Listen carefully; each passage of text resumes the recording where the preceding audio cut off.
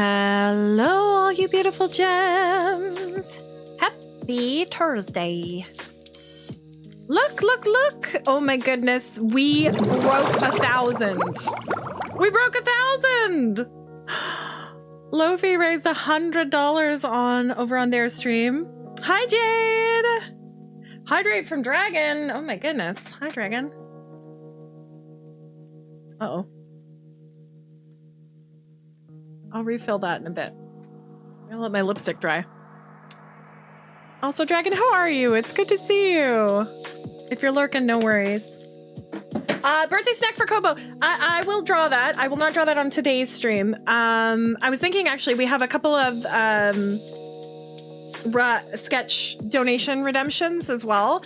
So we might start tomorrow night's stream with a little bit of sketching to get those out of the way, because tomorrow night's going to be the community game night.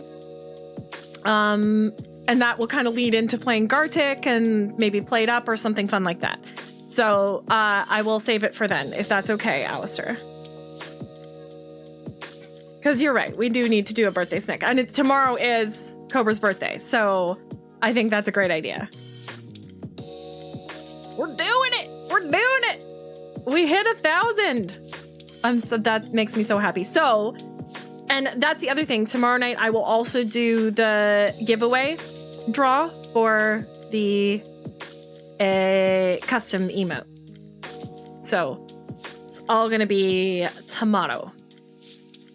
But today, Mark is your boyfriend? Ah, that's so good, Alistair. I'm so pleased for you. I'm so happy. I'm just going to make him like me and then not date him. I'm going to make him say really nice things to me because he was really mean at the beginning. Well, not mean, but very like kind of standoffish at the beginning. I'm so excited, y'all. Okay, let me tell you the story about this. Out of nowhere, one of my friends sent me this reel. And at the time, it didn't have like a ton of views on it on Instagram. Well, no, Leah's my bestest friend because she was also very mean to me and rude at the beginning. So she's my bestest friend. Mark's going to be the guy who has a crush on me, but I'm not reciprocating. That's my plan. Anyways, my friend sent me this reel on Instagram about this indie game maker who had been lost their job in the industry. They got laid off because there was a ton of layoffs, especially out in Vancouver area and around that. A couple of my friends were also affected. And it's them talking about how they got laid off and they decided to pursue their like dream. Them and their girlfriend started to create this game, and then they put out this Kickstarter, but it was super ambitious and the Kickstarter didn't hit its goals. So they've kind of scaled back and they're trying again because they really want to make this work. And they're Canadian. The game is 2S LGBTQIA plus friendly, which is great for Pride Month. And also the designs are so adorable. My friend sent them to me, sent this reel to me, and I was like, I'm absolutely streaming this demo. It is right up our alley. It's a cooking sim, dating sim. It's set in space. It's called Love at the Milky Way Diner. The demo is free to play right now. I am going to put the link up here. Let me just grab it. Let me copy the link. Boop. And I'm gonna post it up here. Okay, the demo for free. Don't forget to wish list.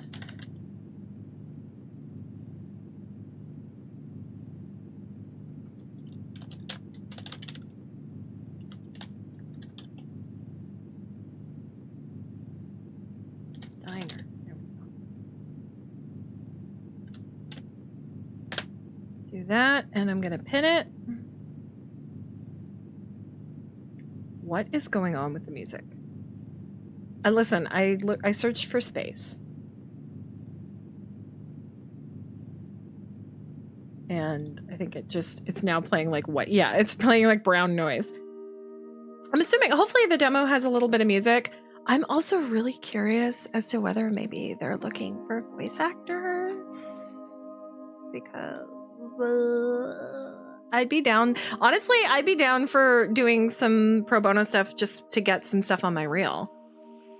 But yeah, let's dive into it. I don't know how long the demo is going to be. It might be really short. Today's going to be a shorter stream anyways because I have to go pick up my daughter from Ultimate Frisbee, and then I have to bring my son to his prom.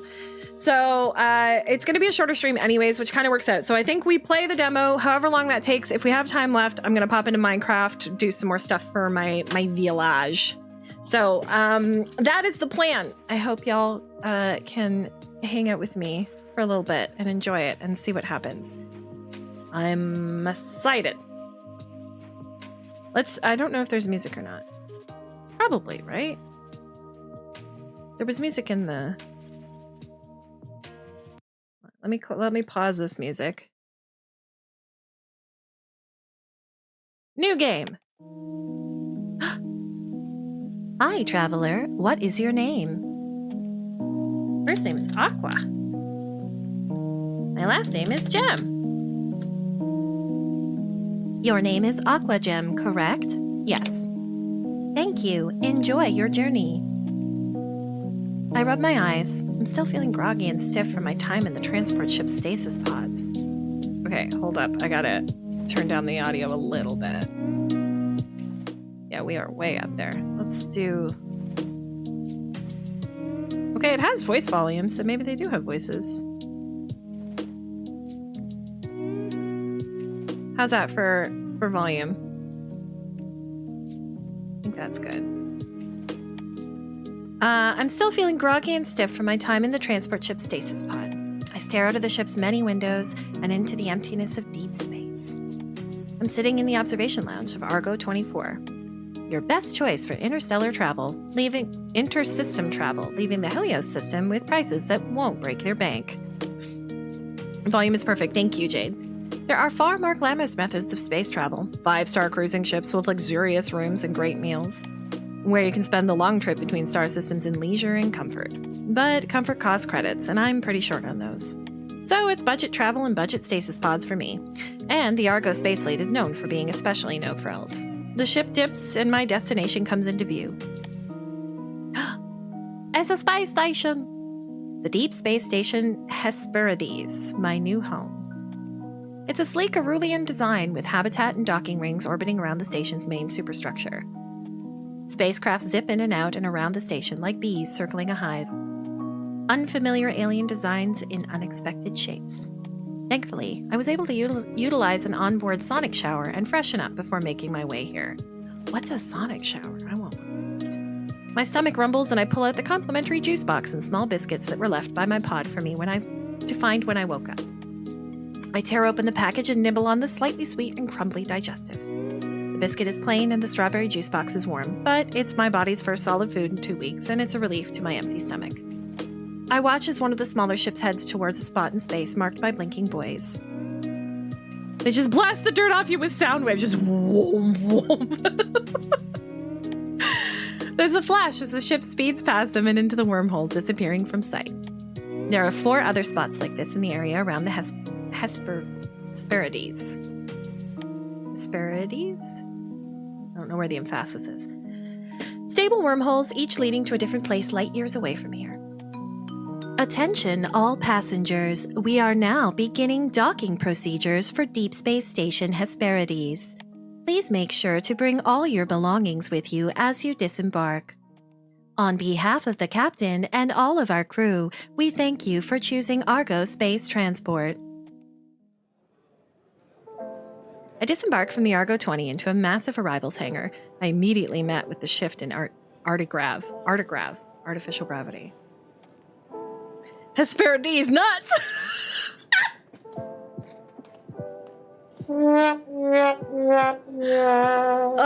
That actually caught me off guard. Genuinely. The difference between the calibration of the transport ship and the station is slight, but there's just a bit more bounce. All around me are ships of all shapes and sizes from across the galaxy, from large passenger cruisers and cargo freighters to smaller personal crafts and aliens. I've never seen so many different species all in one place, hustling between ships, trying to make connections, lining up to collect their bags, and moving cargo around. A dizzying flurry of fur and scales and tentacles and tails.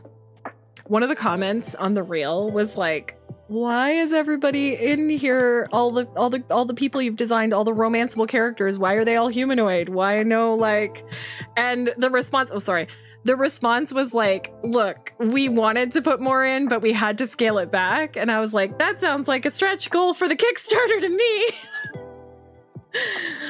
Let the monster lovers in. It's so much to take in. The Helios system doesn't really get that much interstellar tourism, so seeing other species is a rarity. But this is the Hesperides space station, gateway to the Theta sector and the fringe colonies therein. In this part of the galaxy, humans are the minority. Attention, this is the final boarding call for flight XJ6B6 with service to Kashroth 4. All passengers should now be on board at gate C32. Out of the way! A voice from behind me calls, and before I can react, I'm shoved hard to one side. I'm thrown off balance by the impact, and I tumble forward, hitting the ground hard. My travel bags slide a few feet away from me and on the metal floor. I look up just in time to see a Sketrian with a large backpack run and shove their way through the crowd. Hey, watch where you're going! Growls another voice as it wasn't really a growl, but that's okay. Another voice as I hear footfalls jog towards me. The owner of the voice stops in front of me and crouches down to meet my eyes. Oh, okay. Hey, are you okay? She says with concern in her deep voice. She's an alien. A Ka'etri. She has a worried look in her golden eyes. Pulling up next to her is a hover cart piled high with boxes.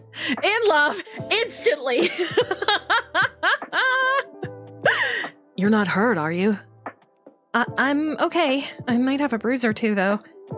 I say sheepishly as I rub my right elbow, which bore the brunt of the impact. Here, let me help you stand. She extends her large clawed hand towards me and I take it. She pulls me up with ease. I can't help but be slightly startled by her strength. A giant woman, all I want to do is see you turn into a giant woman. Thanks, I say and crane my neck to look behind her, trying to spot my errant bags. Following my gaze, she turns around. Oh, don't mention it. She says brightly as she reaches down and grabs my 2 bags, throwing them both over one of her shoulders with ease. I'm Kyle, by the way. She flashes me a toothy smile. Her teeth, her bangs. I'd seen Ka'etri?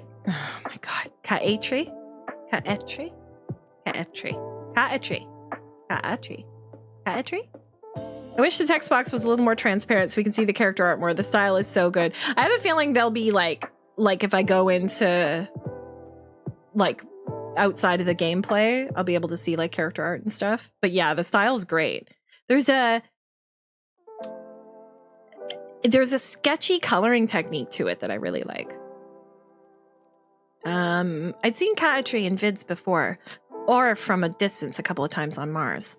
But this is my first time really meeting a member of their species up close like this. Both indecisive bisexual here. I mean, I think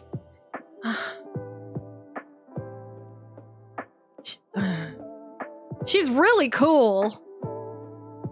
Kind of reminds me of how Ike adds noise to his pieces. Yeah, exactly. There's a softness around it. You know what I mean? A texture. And I enjoy that.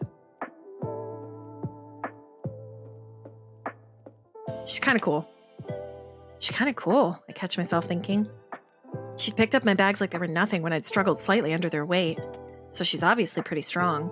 She has fangs and claws and a wild head of hair that would look windswept if there was any wind. Even her outfit is badass, with her blaster holsters on her hips and pilot's jacket. She looks like she stepped right out of a Warp Racers movie. And on top, and to top it off, she's friendly and kind, rushing over to make sure a random stranger like me was okay. I return her smile gratefully. I'm Aqua. Well, Aqua, let's get you to where you gotta go. And do you have a connection to catch? Oh, no connection. This is me. I'm actually moving onto the station. Really? Well, in that case, I'll bring you to the arrivals. I'm headed there myself. Follow me. She smiles an easy smile and nudges the parked hovercart next to her tail. It whirs to life and follows her as she starts to walk, my bag still slung over her shoulder. Clearly, she has no intention of letting me carry them myself. I decide I'm just going to roll with it for now. I still feel pretty rough from my time in stasis. The line color as well, yeah. S-tier stuff. No, 100%. The art's what drew me in right away, and then the premise. The fact that it's a cooking and a dating sim, and all of the characters are so cute, and the designs, and we're in space. It's checking all the boxes, you know? I'm not about to protest. I dust myself off and start to follow her through the crowd. So, Aqua, you're moving in on the Hesperides. I gotta remember parodies. What brings you to this side of the galaxy, if you don't mind me asking, that is? We get a lot of folks passing through, as you might have noticed. But it's not every day someone decides to make an extended stay here. I guess you could say I'm looking for a fresh start. I'm taking over my late aunt's diner. The Milky Way Diner? Yeah. How did you know? The Milky Way Diner is a Hesperides station staple.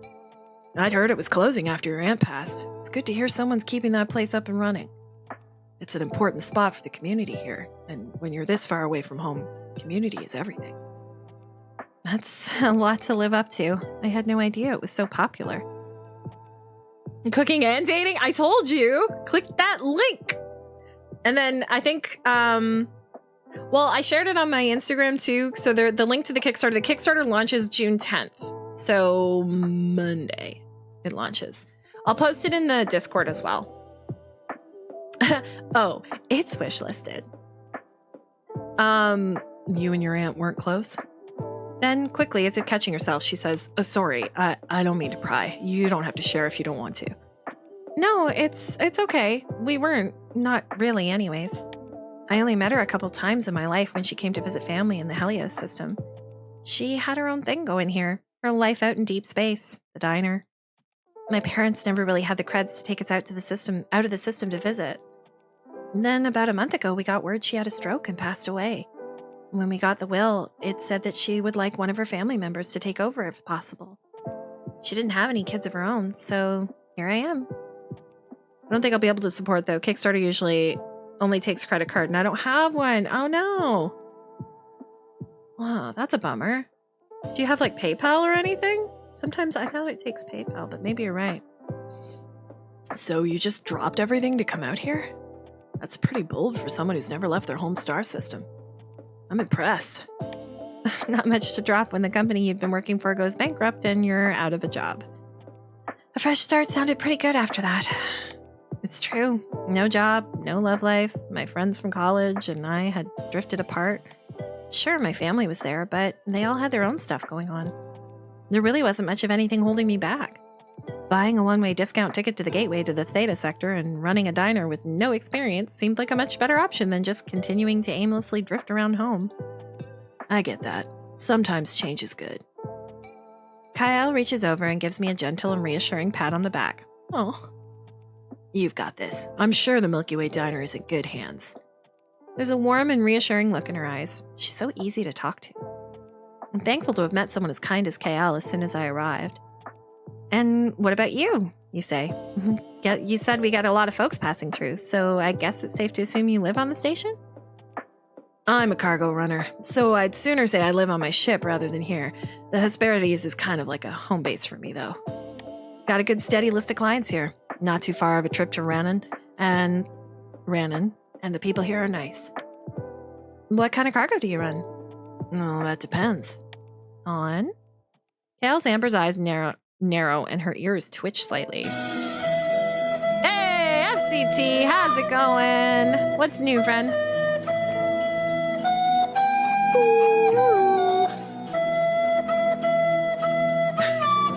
I don't want to keep reading until this is done.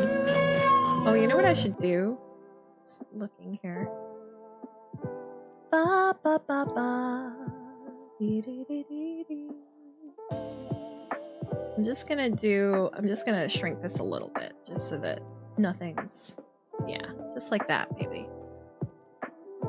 I think it's good.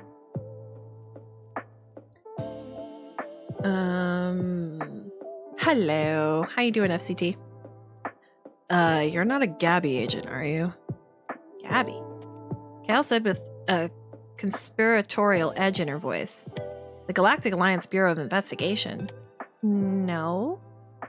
There's an obvious uneasy tone in my voice. I'm just messing with you, Aqua. She says with a laugh. I transport the usual stuff. Tech, food, alcohol, medicine, fun stuff like that. I do supply runs for a couple of the on-station merchants. You could place an order with me if you needed some ingredients they can't grow on the agricultural deck. I have a great whiskerfish supplier back on Renan. Also, she leans in a bit closer and says it just a bit quieter. I have connections in just about every sector of this galaxy. Whatever it is you might need, I can find it. For the right price, of course. Or the right person. Cal says with a wink, an undeniably flirty tone in her voice. Am I being hit on by a Kaetri right now? I can't fucking say. Butterfingers, I'm good! Hello, Zoe. Cal isn't exactly being subtle. I'm not necessarily surprised she'd be interested in a member of a different sapient species. After all, interspecies couplings aren't unheard of. People from different star systems have been living side by side for centuries. There was even a Martian drama series a few years back about a Naru and a human. What's a Naru? I am surprised she's interested in me. Oh, flirt back. 100% we're gonna flirt back. Oh? And how would someone like me, for example, go about becoming the right person? Well, you could start by letting me buy you a drink, and maybe, who knows, might just decide I like you. Decide you like me? So you haven't decided yet? I'm hurt. I say with mock offense, putting my hand over my heart. Kale lets out a chuckle. Maybe I just want to make sure I was right to have a good feeling about you. Then I'll have to take you up on that offer, won't I? Maybe I'll even cook you something on the house to really win you over. Can Kaetri? Oh my god. Kaetri? Kaetri. Can Kaetri eat pancakes? I feel like pancakes are diner food. And easy to make, I think to myself. Yeah, my pancakes are so good. Load whooping from the stands. Thank you.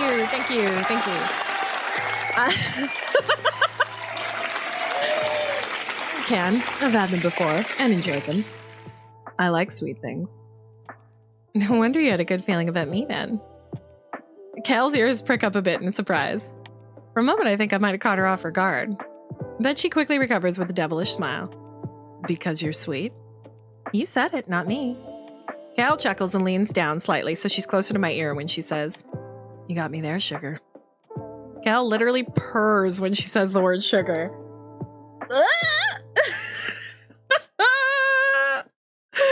I feel a tingle run up my spine and my face flushes deeply. Oh, she's good, I think to myself. She leans away from me with a knowing smile. I'll give you a chance to get your space legs before I rush you to the nearest bar. I'll be in port for a couple more days. I'll catch you once you're settled. We stop walking, getting into the short line leading to a kiosk manned by a human in a green uniform. All right, here we are, she says, putting down my bags. Give me your palm pad. I'll add my contact info. We got her number right away. I know, we're not even 15 minutes in, and I'm like, I mean, I did choose to flirt, so I guess we're there, right? That way you can place an order with me if you need anything for the diner.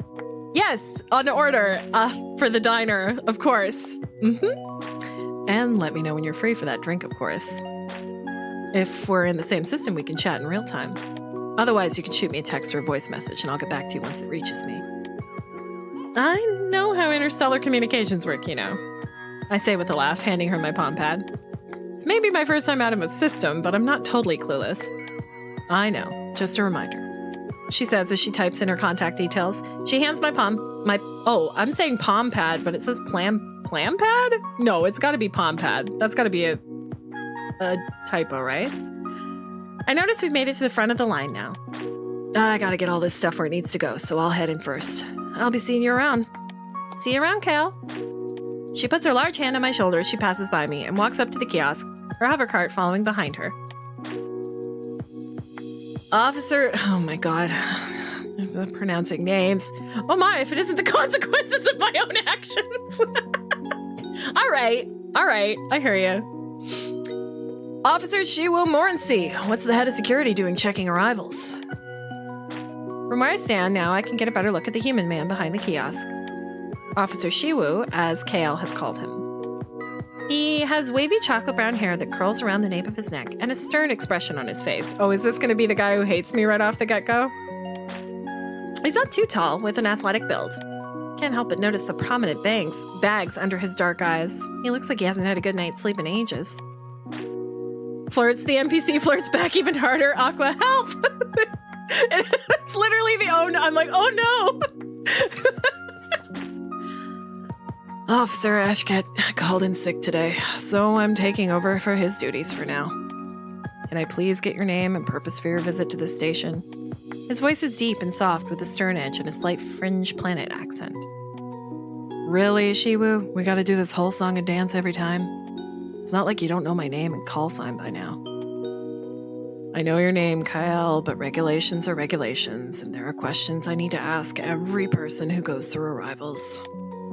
Now, can I please get your name and purpose for your visit to the Hesperides station? Kyle's tail twitches slightly in irritation and she rolls her eyes. Kale Vashruna, cargo delivery for Ashketh's General, Haley Roswell, and Wayfarer's Rest. Shipping manifest will be under the call sign Starblazer. Shiwu types away quickly at the hollow screen in front of him, giving the manifest a quick read. Thank you. Looks like everything is in order. He looks up from the screen and at Kale. Also, this is your reminder that all weapons are left on the ship. She flips open the flaps in her holsters with a flourish, revealing the empty pockets. I know. It's not like this is my first time here. I'm only reminding you because you forgot last time. Because I was in a hurry. I had a row that needed to get back into temperature control. I was losing freshness by the second. They're going back and forth like this, but Kale doesn't sound angry. Just mildly annoyed at the bureaucracy of it all. Kale seems to be the type that chafes up against rules and regulations, and Shiwu doesn't seem to type to loosen protocol for anyone. We need that little help sounder. I think the little kid ate was. Oh yeah, the wasabi. Yeah, she goes wasabi, and then she tries some, and she just goes, help. Arms out. Just gonna give you a quick scan, then you're free to go. A pair of spherical float droids deploy from behind the kiosk and float on either side of KL in her hover cart. Oh, they gave her 2 L's here. Scanning. Oh, sorry. Scanning. Please hold still. The 2 droids emit green scanning beams. Beams? I'm the prankster. Hey! I'm the god of mischief. I am the bad guy. How's it going? Look! We hit over 1,000! Captain, this game is so cute. My hair color's so vivid. I haven't done anything to it. I'm actually getting my roots done tomorrow. I think I just had it up yesterday, so it's not super. But thank you. This game is so cute, Captain. Listen to me. We're already flirting. I've already blushed once. The 2 droids emit green scanning beams and float around Kale, scanning her and her cargo. By the way, you look more exhausted than usual today. You holding up all right? Now it was Shiwu's turn to roll his eyes. He sighs a bit and rubs the back of his neck. We need some spell check on this demo, I'm not gonna lie. I appreciate your continued concern about my well-being, but really I'm fine. It's nothing new. Still, you should check in with Saria. I did a couple days ago, but like I just said, I'm fine. Shiwu's face softens as he speaks. The droids finish their scan and the green lights turn off. No forbidden articles or pathogens detected. Pathogens. KL Vashruna, you are free to proceed into the station. Please enjoy your stay. Okay. I brought you some new herbal tea from Ronan. I'll leave it in your mail locker. Thanks, Cal. I'll be sure to try it before bed tonight. You better. Let me know how it goes. I'll catch you later, bud. With that, Cal gives her card a nudge and she walks into the station. But not before looking over her shoulder at me and giving me a smile and a wave. See ya, sugar. I got a nickname right from the get-go. And with that, she disappears around the corner. I grab my bags and lug them over to the kiosk where Shiwu stands. Welcome to the Hesperides. Can I please get your name and purpose for your visit to the station? Shiwu says, meeting my eyes over his hollow screen. Aqua Gem. I'm moving on to the Hesperides to take over the management of the Milky Way Diner. Shiwu raises his thick eyebrows and the corners of his mouth lift slightly into a small smile. Ah, yes, we've been expecting you. Welcome aboard. I'm Officer Shiwu Morency, head of security. Can I please get you to confirm that these details are correct? I'll also need your travel documents. He hands me the holoscreen. Let me see. Oh, Aqua Gem. Let's go with she, her for me. Human. Helios. Europa. Great. Yes. Good. X. I scan my wrist chip on the holoscreen before handing it back to Shiwu, who gives it a quick once-over. All right, everything looks good. This is a GA Category 3 station, so all Class 4 and above weapons are strictly prohibited on the Hesperides. If you're carrying any energy blasters, phasers, electropulse emitters, or laser swords, please leave them with me. We will store them in a secure location till such time as you leave the station. Good thing I left my laser sword at home. I'm gonna do that one. Good thing I left my laser sword at home. Shiwu's eyes narrow, clearly unamused. I shift a little awkwardly. I knew he wouldn't like it. I assume you're kidding around. You got me. How could you tell? You don't seem like the laser sword type. He says matter-of-factly. Jeez, this guy does not have a sense of humor. He clears his throat a bit. I'll go ahead and update your access file so you can use your wrist chip to access the Milky Way Diner as well as your quarters. If you'd like, I can have someone from the agricultural deck drop some ingredients off at the diner for you. Oh, yeah, that would be great. I'd like to take the kitchen for a spin. I figured as much. Let's see, what else? She was sticking the mud, man. Excuse you, I'll show you who's joking. Get sword. You'll be in room 3 of living block B. Your room will have a bathroom with water and sonic showers. I still want to know what a sonic shower is. A tub, a kitchenette, as well as your bed. Sheets and pillows are provided, and the room has been prepped for your arrival. There is also a common space with a living area and larger kitchen. Your neighbors have already been told to expect you. Please make sure to introduce yourself when you get the chance, as you'll be sharing the space with them. I heard about similar setups in other stations and space colonies. Life in space can be isolating, so dwellings and neighborhoods are often planned with an emphasis on community building. Noted. Do you know my neighbors?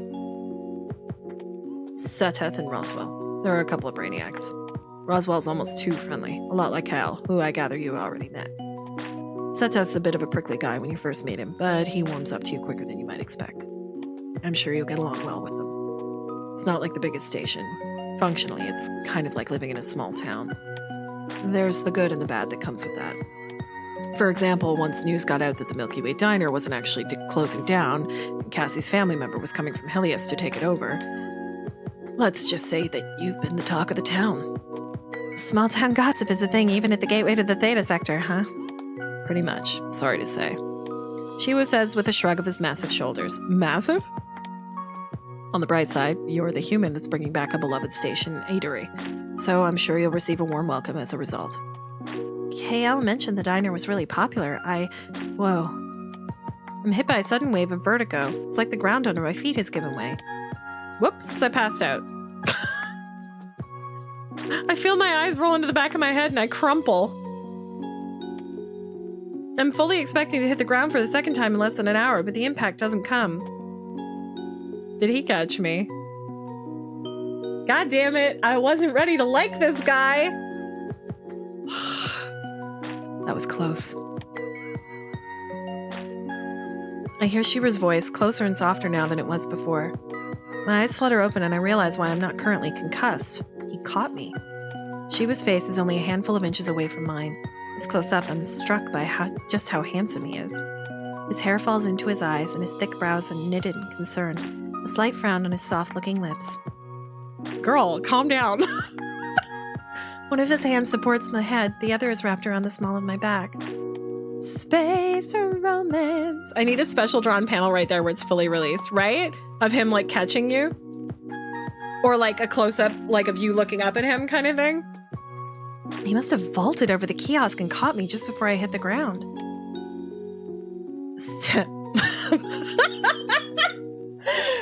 What am I doing? What am I doing? What am I doing?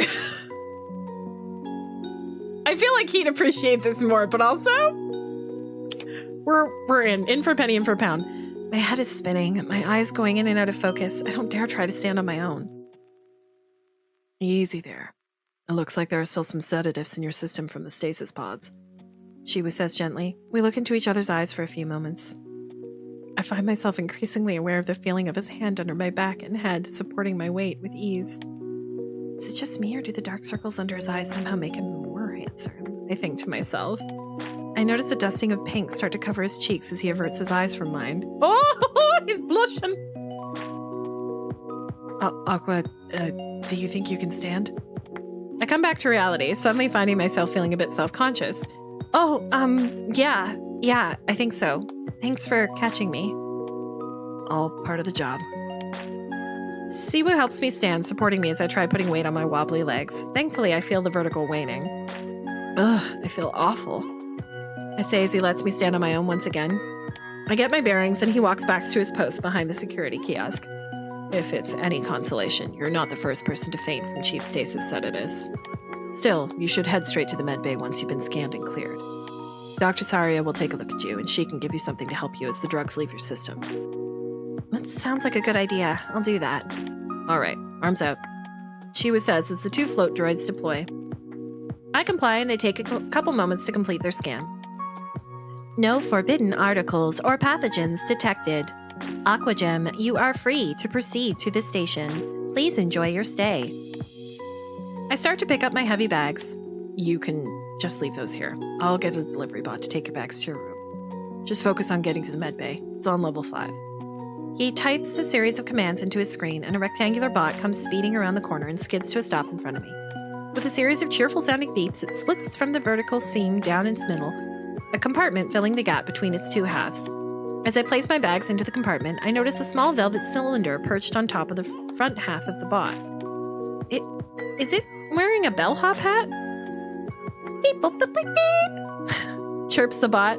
I know better than to anthropomorphize simple AIs like this, but I can't help but think it sounds happy. Oh, that's certainly not regulation. I'll have to talk to Roswell about this. Shiwu mutters under his breath. Now loaded with its cargo, the delivery bot closes the compartment, and it speeds away as fast as it came. Thanks, Shiwu. I guess I'll see you around then. Shiwu gives me a full, bright smile. See you around, Aqua. Enjoy the rest of your day. You as well, I say, returning his smile and waving over my shoulder as I head into the station proper. From behind me, I can hear Shiwu call up the next person in line and start his spiel all over again, once more. Gosh, I'm struggling. The wording is a bit tricky.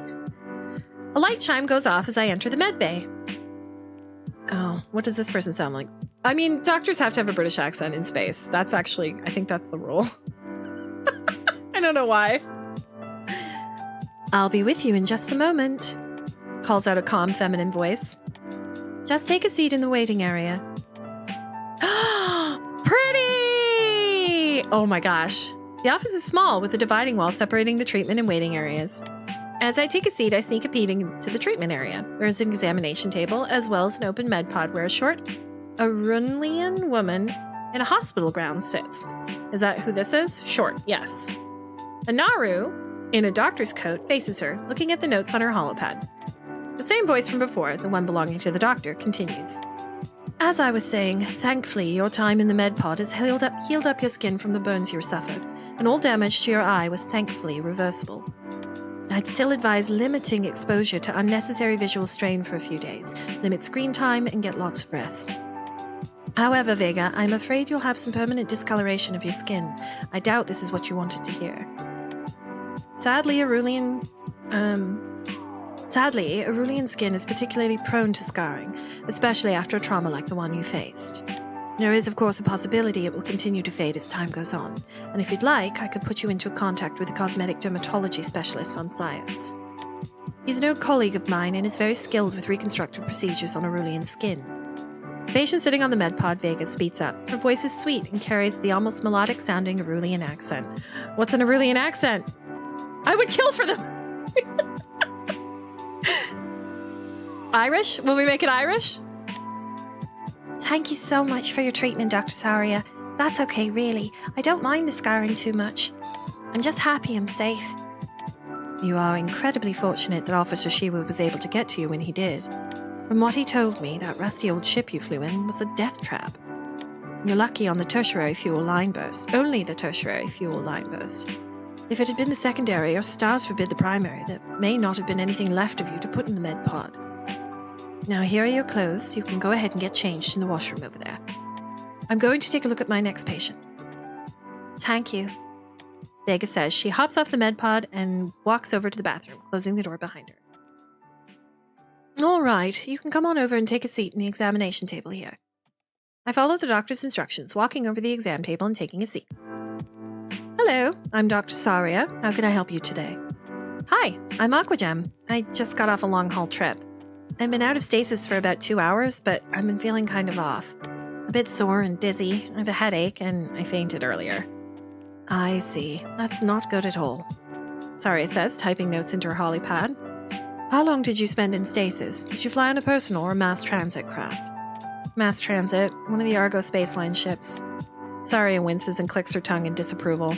That makes sense. The brand of sedatives for stasis the Argo Spacefleet use are outlawed in Nauru space for this exact reason. I'm sorry you're feeling unwell as a result. She gives me a sympathetic look and types a few final notes into her holopad before placing it on the table next to her. Lie back on the examination table. I'm going to do a quick scan to check your vitals. I do as Sari instructs and lies down. She grabs the scanner and leans over me. As she does, one of the tentacles on her head falls in front of her face. She gently pushes it behind her pointed ear. She's so cute! I can see the chromatophores in her skin at the tips of her tentacles shifting different shades of mostly coral pink. But looking closer, I can see undertones of blue and green. Ah, cool! I know that Nauru have chromatophores change colors with their emotions, but I haven't learned what each color means. Saria hovers the scanner over me, and I do my best to stay still. After a few moments, it's over. Hi, Ellie! Oh, welcome in! I am having so much fun already. It is so adorable. I think everyone here has wishlisted so far. Jade, yeah. I've blushed about 3 times. I'm flirting with everyone, everything that moves. I'm having a grand time. I'm so glad you could pop in. Yeah, Jade and I are already sold. 100%. Yes. I'm really loving the designs, honestly. Also, I want to message you about something, but I'll do it off stream. I was talking about doing some voice work, and I'd like to add some stuff to my reels. So just in case you're looking for any voice work. The art direction you've taken looks incredible, and I'm stoked to see where this... I know! I'm excited. I'm gonna be sad when it ends. I'm drawing while I watch, so I might be slow to reply, but it's so awesome to see. No worries. And it's Hermes, Mom, yeah?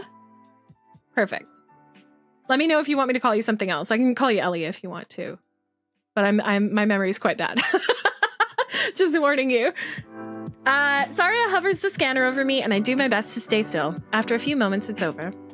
All right, Aqua, you can sit back up now. Seems like your body is still attempting to break down and process the last of the sedatives in your system. That's why you're feeling the lingering effects we all call pod sickness. Saria explains as I return to my sitting position. I can give you an injection that will speed up the process significantly. Since it will be going into your bloodstream directly, you'll feel better much quicker. Are you okay with needles? Yeah, I'm fine with them. I'm fine with them. Needles don't really bother me all that much. That's good to hear. Sit tight while I get everything prepped then. Saria goes to the cabinet near the treatment areas and scans her wrist chip. I watch as she preps the needle, filling it with medicine from a vial. She places it on a tray next to some gauze and some sanitizing fluid. She brings the tray back over and places it in the little rolling table by the examination table. All right, Aqua. I'm just going to do a quick swab here to sanitize the area. Ellie's good. My usual handle was taken, and please do reach out. We have a stretch goal for partial voice. I figured you might, so I will definitely reach out. She takes my forearm in her hand. I feel a slight brush of her skin on mine. I don't know why, but I had half expected her skin to feel slimy like a squid. Nah. No, it's soft. But it's not at all. Her touch is cool, yes, but also incredibly smooth. My eyes meet her strange alien ones as she finishes. Are you ready?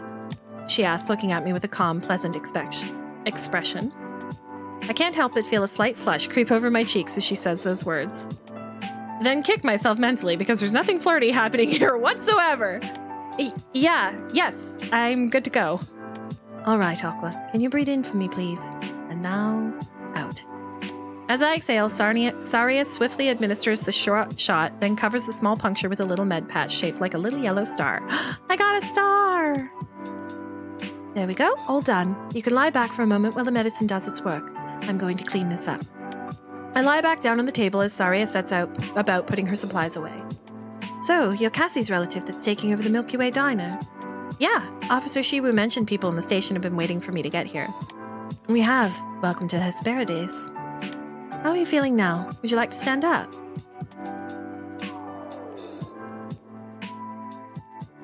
I get up off the examination table. The difference is startling. My headache and dizziness are gone. I feel much better now, thank you. I'm glad to hear it. Are you going to be heading to the diner now? Yeah, I'm starving. Officer Shiwu said he was going to ask someone from the agricultural deck to come by with some produce. I better head over there if I want to meet them. Sounds like a great plan.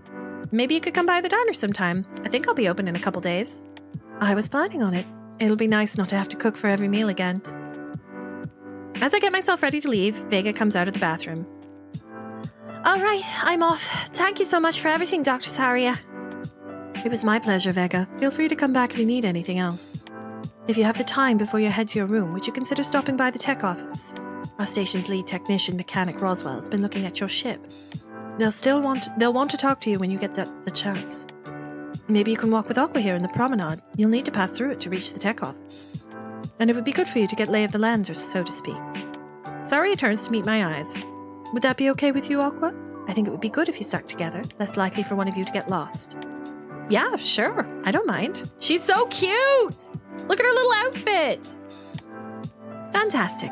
You both remember what I said. Try not to push yourselves too much, okay?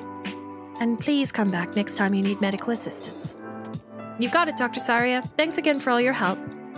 I walk over to Vega and she gives me a polite bow and greeting. I return the gesture.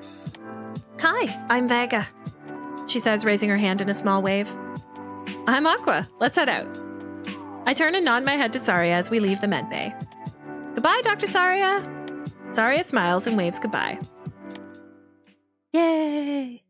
So, how you holding up? Sorry, I didn't mean to eavesdrop, but from what I heard, it sounded like you had a rough couple of days. Yeah, my starship had a malfunction while exiting the stable wormhole, unstable tertiary fuel line. I thought I could handle it on my own, so I tried to fix it myself, but... She gestures to the discolored side of her face. I might have overestimated my own abilities. Thankfully, I was able to get a distress call out before something really bad happened. It must have been terrifying. Oh, it was. I really thought this was going to be it for me. Thankfully, Officer Shiwu and the rest of the rescue team were able to get to me super fast. I'm holding up pretty well, all things considered. Just a bit stiff. I'm glad to be up and walking. I know the feeling. I just got out of a 2-week stasis early this morning. Feels good to stretch my legs. I've heard those long-haul stasis pods are super awful. Is that why you were in the med bay? Pod sickness? Yeah, they really are. I feel much better now, but I fainted earlier. Thankfully, Shiwu was there to catch me, I think to myself.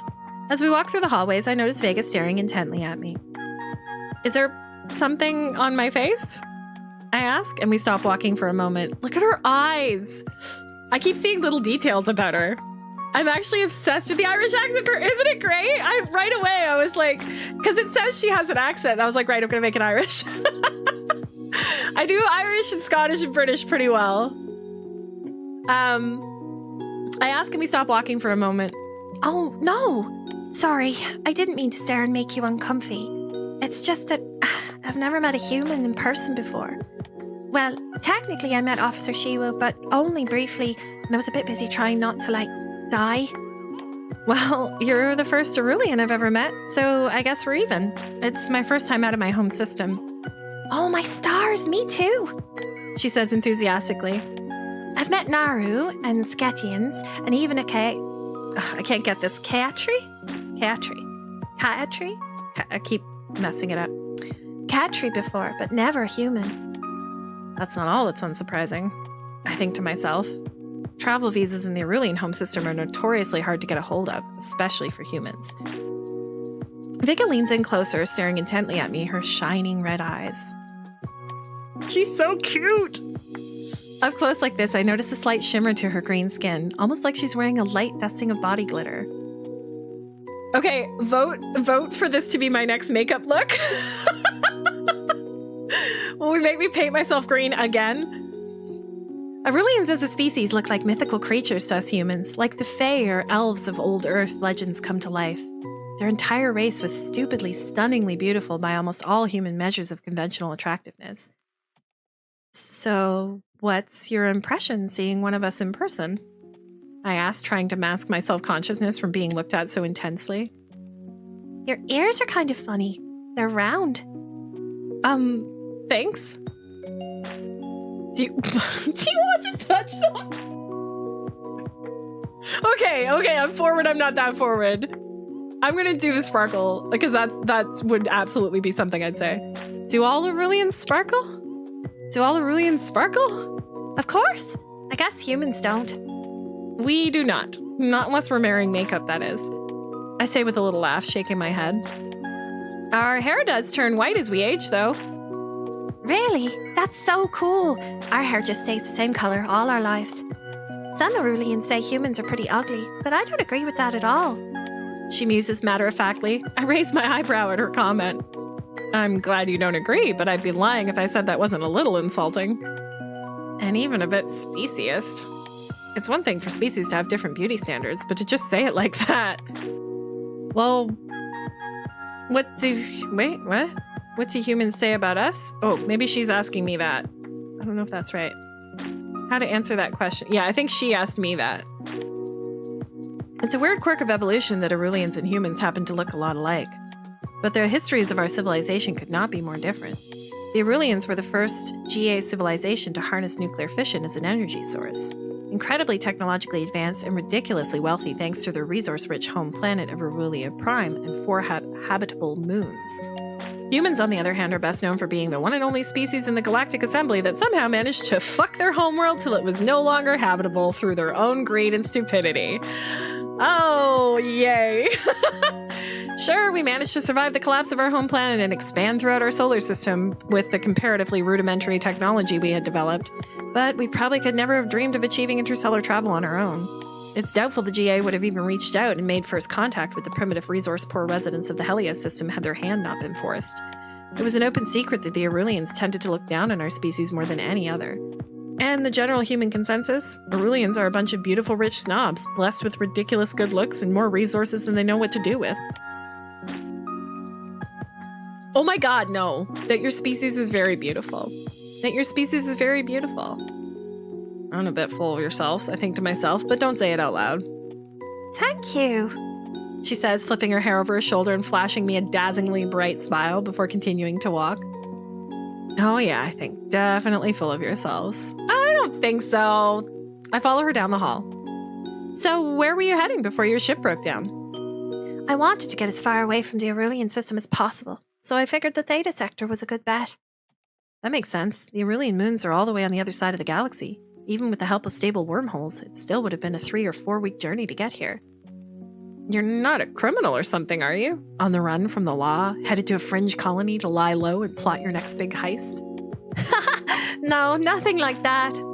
I just felt so trapped back home. I guess you could say I needed some space. Was that supposed to be a pun? Oh no. You didn't like it? Thought it was out of this world. Oh my god. Why? Why do I always find the punners? Why? And what about you? Why are you here? Big asks. You're looking at the new owner of the chef of the Milky Way Diner, I say with a proud smile. Oh wow, you're a chef? Do you serve human food? I've always wondered what you guys eat. I plan on it, but I'd also like to learn some recipes from other cultures. You should come by if you're still on the station when I open in a couple of days. Yes, please. I can't wait. She's too cute. By now, we'd reached the promenade, and I could see the outside of the Milky Way Diner. It was a shopfront like any other on the promenade, but there was a window on the side with the diner's name painted onto it in bluish-green letters, which made it unmistakable. Speaking of the diner, this is me. Do you think you'll be able to make it to the tech office on your own from here? Yeah, I think I'll manage. Thanks for walking with me, Aqua. Do you think I could maybe get your contact info on my palm pad? It is palm pad. Okay. There's been a couple of misspellings. Then a bit more shyly, she adds, Just so you can let me know when you open your diner. I promise not to bug you. Sure, Vega. She hands me her palm pad and I type in my name and contact info, then add first human friend. She takes her palm pad and beams as she looks at the contact profile. You're really my friend now. She asks, hugging her palm pad to her chest. Yeah, I think so. Is that weird to say? Vega shakes her head. I wonder if I imagined the tears I saw welling up in her eyes. Oh. No, not at all. I'll send you a message. Make sure to log me in as your first Arulian friend, too. She turns away from me and begins to walk off. Bye, Aqua. See you soon. Vega shoots me one last smile, and with that, she's very nearly jogs away from me and around the corner towards the tech office. She's too cute! I scan my wrist chip, and the door to the diner unlocks. There's a slight chime as I open the door. The diner is small and cozy with a couple booths and some countertop seating. The kitchen is open, and there's a door leading to the walk-in and office at the back. I walk behind the counter and explore the kitchen. Pots, pans, knives, and cutting boards all clean and in their place. A few non-perishable ingredients are still on the shelves, but it seems like the walk-in was cleaned out. Sanitation probably did that so nothing would start going bad. I run my hand across the well-used countertop and let my mind wander. The sound of the door chime jolts me back into reality. I turn around to see an Arulian man in an orange worksuit standing in the doorway. He carries a large crate under his muscular arm. Ah, cutie! Have we met the himbo? Is this the himbo? Excuse me, are you Aqua? Officer Shiwu asked me to bring some fresh produce from the ag deck around.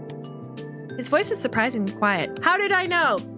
I very nearly struggled to hear him from across the diner. I probably couldn't catch what he had said if there was any background noise. Yeah, that's me. Come on in.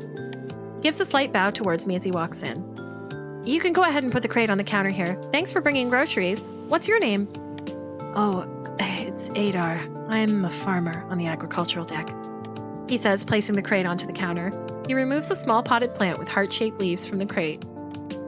I also brought you an Avarian mint plant. I thought maybe you might like it. He extends the pot towards me, and our fingers brush slightly as I take it from him. I take hold of one of the slightly fuzzy leaves and pluck it off the plant. Nice to meet you, Adar. And thank you. This is edible, right? Adar nods, and I place the leaf on my tongue. It tastes green and slightly cooling. It tastes green! This game is too freaking cute. I'm like... it's nice. Thanks again. This is so kind of you. It's no trouble at all. I place the little plant on a shelf by my cooking station, then lean over the counter to get a closer look at the contents of the crate. Oh. I look into the crate and realize with embarrassment that I don't recognize a single bit of produce. I shouldn't be surprised. This is a multi-species station, home to only a handful of humans. Of course, the ag deck would be more focused on growing crops catering to the myriad of other species that call the Hesperides home. I spot a tomato hidden amongst the unfamiliar fruits and veggies. At least I know what to do with one of these things. Is something wrong? Adar asks, worried, eyes moving from the crate to me and back to the crate. No, nothing's wrong. It's just that I don't really know what any of these are, except for the tomatoes. I know those. I've never left my home system, and we don't really grow many crops from other planets in Helios. Oh, yeah, that makes sense. Sorry, I should have just brought you things you'd be familiar with. He avoids my eyes. The poor guy looks terribly embarrassed. Don't be. You didn't do anything wrong. Everything looks really interesting, and I'll have to learn to cook from what I can get on the station sooner or later. Adar's expression brightens, meeting my eyes once again. If you'd like, maybe we could do a little taste test. You could sample the produce I brought, and I could tell you a little bit about each one. I'd love that. I'd like that. Should I get out a cutting board? No need for you to get anything dirty. I'm sure this will be fine. Adar pulls out a small pocket knife from one of his overalls pockets. We sit across from each other at the counter and start to go through the box of fruits and vegetables. His voice is still quiet, but his tone is more confident. Which one do I want to try first? Oh my god, okay. What? I want the berries. How about this one? I lift up a purple and yellow vine bearing bright purple fruits. Kashri berries from Ranun, the ultimate superfood. These are an incredibly important food source for the K tree. And they're also an incredible crop to grow on ag decks. On top of being full of antioxidants, they're one of the best sources of vitamin D you can get. It's nice to have when you're nowhere near a sun, I say, pulling a berry off its vine and popping it into my mouth. Once I bite through the firm skin of the fruit, I'm left with a soft, chewy texture. There is an initial tartness that disappears quickly and is followed by a deep berry sweetness, like a combination of blackberry and purple grape. Okay. Let's try this weird one. How about this flower ball? Atlas beans. These are a staple in the Aurelian system. We have these in some form or another a couple times a day. You can make sweet or savory dishes with them, and they're a great protein source. This is beans? It's a pod. He picks up the sphere and shakes it next to my head. There is the slightest rattle coming from inside. Here, let me show you. He peels back a part of the membrane and shakes 5 large indigo beans out of the pod and into his palm, which he then extends towards me. You can try them raw and fresh from the pod like this, but it's more traditional to cook them. This flower here is edible too, though it's more so used as a garnish to make a dish pretty than as something you'd actually want to eat. I decide to pass on the flower, but go ahead and try one of the beans. Tastes pretty much how I expected. Like any other raw bean I've had before, a bit starchy. Yeah, I think I can see why. I bet if I cooked them, they'd taste much better. Okay, let's go from back to front here. Let's try this one. I point to the pinkish red pear-shaped fruit with a crown of spikes on its larger end. This is a ruby fruit from Sketro. He explains, picking up the fruit and slicing into it. These used to be near impossible to grow on ships. They're a cactus fruit with very specific requirements. But about 5 standard rotations ago, the Sketrians came up with a gene-modded version that can be farmed on a standard grow tower with some minor adjustments. Higher yielding, too. Adar cuts himself off, as if remembering something. Sorry, I hope I'm not boring you too much, he says sheepishly with an apologetic look. The peel is edible, but not very tasty. Here. He hands me a peeled slice. The fruit is juicy, slightly crunchy, and full of seeds. It's very sweet, and something about its flavor reminds me of bubblegum. Bubblegum fruit, gotcha. This one kind of looks like a big radish, I say, handing Adar the big white root vegetable. It's a snow root. They grow in meltwater ponds on Ranun, near hot springs, but we just grow them in special hydroponic towers here. Adar slices into the snow root with his knife. I'm surprised to see that there are lace-like holes running through the center of the root. He hands me a slice and I take a bite. It's crunchy and starchy, like a potato, but there's a slight zesty, spicy radish-like taste. It's nice. I like the crunch. Adar nods in agreement. There's lots you can do with them. Cook them, bake them, mash them, eat them raw. They're incredibly filling as well. Okay, that's good. This one kind of looks like a hand with too many fingers. Kind of looks like a pepper, too. I say, pointing to the red-orange fruit. Yeah, Sketro chilies are freaky looking, but they're delicious. How are you with spice? I love spicy food, but also I'm white. I love spicy food. I love spicy food. It's not that spicy, so you should be fine. The peppers from your home system have a chemical called capsaicin that makes them spicy. This one has a bit of that too. They also contain hydroxyalpha-sanchol, which has a more tingly effect. Let's do this. I want to try. Adar breaks off a finger from the chili and hands it to me. I go for it, taking a big bite. It's crunchy and very similar to the peppers I've had before. The heat is subtle, creeping up before the tingling hits, numbing my tongue slightly. Buddha's hand citrus. Is that a real thing? It's tasty and the numbing spice is kind of addictive. How is it? Not too spicy? I shake my head. No, not too spicy at all. It's pretty tasty, actually. Okay, good. All right, last one. I point to the prettiest fruit of the bunch. Looks like a blue bubble with a pink center. What's this one called? This is a sea berry from Nauru. We actually grow these underwater in our saltwater glow shrimp tanks. The plants and the shrimp provide each other with nutrients that keep each other healthy. It's a fascinating symbiosis. Go on, try one. Just take a little top part off before you do. I turn the small crystal-like fruit over in my hand. The outer membrane shines with a bubble-like rainbow iridescence. It's almost too pretty to eat. Almost. I take off the top part as Adar instructed and pop the sea berry into my mouth.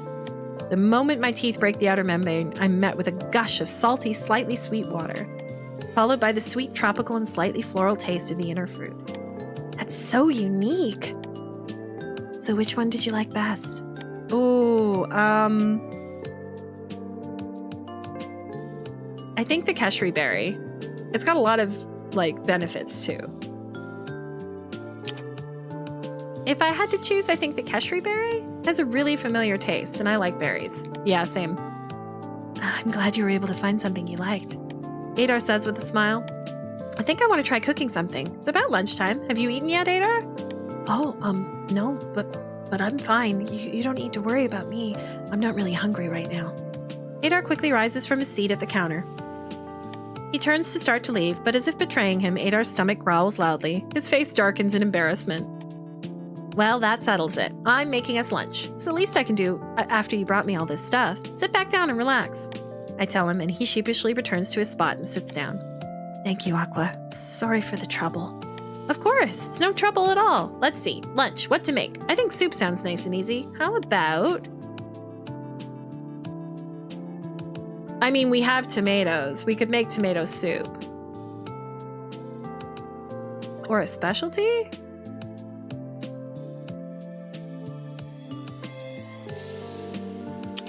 Yeah, tomato soup. I knew it was coming. Tomato soup.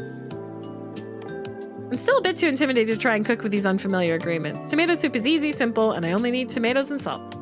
Well, you need more than that. It's time to cook for your customer. Yay! Okay, start by choosing the appropriate cooking method for what you want to make. For example, if you want to make soup, select the pot. I want to make soup. Oops. Once you've selected your cooking method, you can select 2 or more produce and or pantry ingredients to cook. Experiment to discover new recipes. When you're satisfied, serve the dish to the customer. Okay. So we got tomato.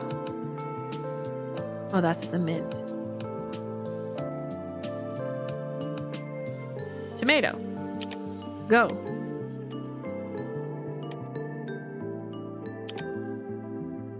Oh, do I? Oh, okay. Salt, right? Yeah, there we go. Cook. Hell yeah! You made tomato soup! Okay, I think that'll do it. I say, looking over my shoulder from my station. All the while that I've been cooking, Adar has been watching me. One elbow propped on the counter, his hand supporting his head. Of course, every time I looked over at him, he made a point to look literally anywhere else. Eventually, I just decided to pretend I didn't notice and focus on cooking. Serve. We'll just serve him a bowl, thank you. I grab 2 green bowls and ladle soup into them till they're both full. I place one bowl in front of Adar on the counter. Then I take my bowl, deciding to eat on the cook's side, standing and facing him. All right, here you go. I hope it's to your taste. If you hate it, I can try to make you something else. Something about Adar tells me he would never be the type to send food back, but still, I hope he likes what I made. Adar digs in, his eyes widen as he takes the first bite. This is delicious. I really like it. You sure? You don't need to spare my feelings. Adar nods and goes for another spoonful. I mean it. This is so nice and comforting. I feel like I'll have lots of energy after this for when I head back to the ag deck. That's great. I'm glad you like it. This is seriously delicious. Have you always been a chef? I've never worked as one professionally, if that's what you're asking. But I've always liked cooking. It always made me happy to see my family and friends enjoy the meals I made them. Yes! Food is my love language. And seeing you enjoying this meal now, I feel like I made the right choice coming here.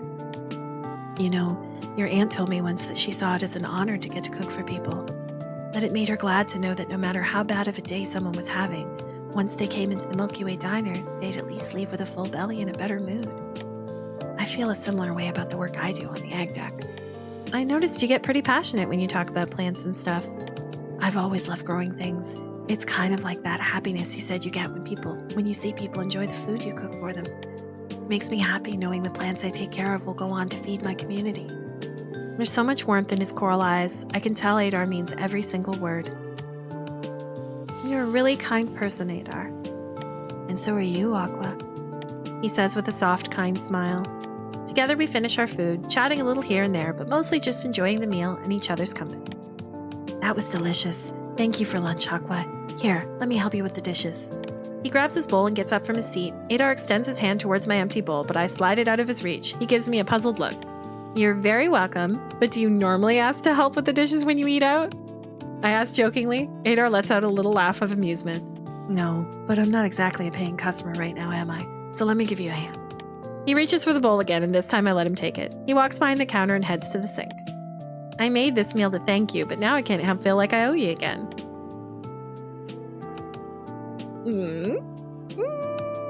Wash dishes. I join Adar at the sink, drying dishes as he finishes washing them and putting everything back in its place. Together, cleanup goes quickly. I wipe down the counters quickly, and the diner is just as I found it once again. Thanks for helping me clean up, Adar, and for bringing those ingredients too. Anytime, Aqua. And thank you for lunch. I have to head back to the egg deck now. What are you going to do with the rest of your day? I think I'm going to head to my room now and take a rest. It's been a long day already, and the afternoon's barely started. Together, we walk out of the Milky Way Diner, and I turn off the lights as I leave. We stand outside the diner on the promenade. Sounds like a good plan. You should take it easy. I'll see you soon. Let me give you my contact information. I used to drop off produce weekly for Cassie. I'll do the same for you. I can't guarantee I'll have the same stuff every week, though. I hand him my palm pad, and he swiftly enters his details. He then hands the device back to me. That sounds great. Thank you. I hope you have a good rest of your day, Adar. You too. We smile and wave at each other as we go our separate ways. So that's the big softie. As I draw closer to block 3, I hear voices coming down the hall. Oh yeah, I get to meet my roommates. No, dang it. Not again. There's gotta be a way out of this. I told you, you've got to keep your eye on your opponent's rook. I round the bend and take my surroundings. There's a large common area with a sunken conversation pit. This is going to be the person that hates me, I can tell. Where 2 people, a human with red hair and a Sketrian, are playing hollow chess. Oh, are you heading out, Jade? Okay, take care. I'm so glad you can hang out. Yeah, I'm excited. There is an opening in the right wall leading to a common kitchen and 3 doors which I assume lead to the residents' apartments.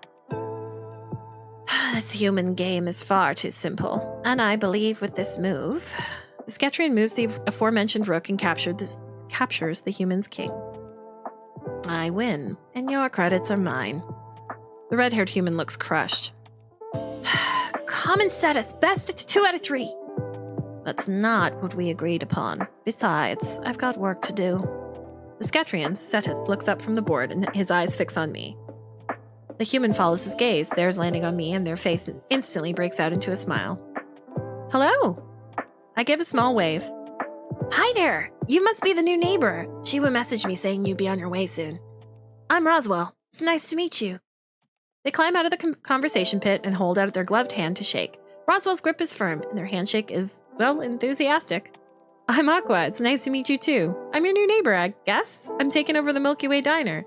Sorry for interrupting. It seems like you two were in the middle of a pretty heated battle. Hardly. I just finished claiming victory. Seteth turns off the holodeck and climbs out of the conversation pit as well, standing beside Roswell. I am Seteth Sasketarat. Seteth Sasketarat. Researcher. Roswell elbows him in the side. Now do the thing, like we practiced. They say out of the corner of their mouth. Seteth rolls his yellow eyes and extends a 3-fingered scaly hand, offering it for a handshake. I take his hand in mine. It feels odd, a bit cold, and far different shape than I'm used to, but altogether a well-executed gesture. After Seteth lets go, Roswell gives him a friendly pat on the back. There you go, bud. You killed it. Roswell leans in toward me and mock whispers, Seteth was super nervous about making a good first impression of our new neighbor. He even asked for a refresher on human greeting customs. I did not. Seteth sputters, embarrassed, his tail swishing back and forth in agitation. Well, for what it's worth, you did a good job. What is the Sketrian greeting custom? I want to know what a Sketrian greeting custom is. What is the Sketrian greeting custom? I'm grateful you made the effort, and well, my voice trails off. I really should have brushed up on my interspecies relations before coming all the way out here. Seteth clears his throat and shifts awkwardly. The thing is, how should I put this? Roswell leans in towards me and whispers under her breath. Sketrian greetings are kind of, intimate. By mammal standards, it's hardly my fault you're all so weird about your chests. I'm sorry, chests? Seteth pinches the bridge of his nose and sighs. Allow me to demonstrate. Roswell suddenly looks very interested in their palm pad, averting their eyes and absently scrolling through messages. Seth turns to the empty space on his side and folds his left arm behind his back. Okay. First, I would make a fist over my heart with my right hand like so, and then reach out and place my palm over your heart. Seth mimes the motion into empty space, keeping his palm in position for about 3 seconds. His movements are gentle and undeniably graceful. He then puts down his arms and turns back to face me. You would then reciprocate the same gesture. In essence, it is an expression of trust, a way to prove that you are no threat. Having another's claws right above your heart is a risky position to put oneself in, after all. I glance down at Seth's hands, 3 massive, thick yellowed claws at the end of his strong, scaly digits. There is also this gesture as an alternative. He puts down his middle finger and makes an arching gesture from his forehead outward. Puts down his middle finger and makes an arching gesture from his forehead outward. As a non-Sketrian, this will suffice. We understand that other species don't have the same boundaries as we do. Though if I were to introduce myself to another member of my own species this way, it would come off as cold at best and hostile at worst. I see. In that case...